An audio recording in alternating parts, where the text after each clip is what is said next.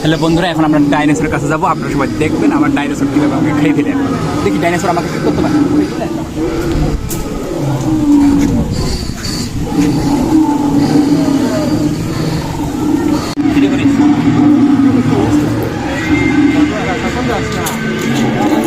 সবাই দেখতেছেন এখানকার যে কাটালা ডাইনোসর আছে, সবাইকে সালাম দিয়েছে।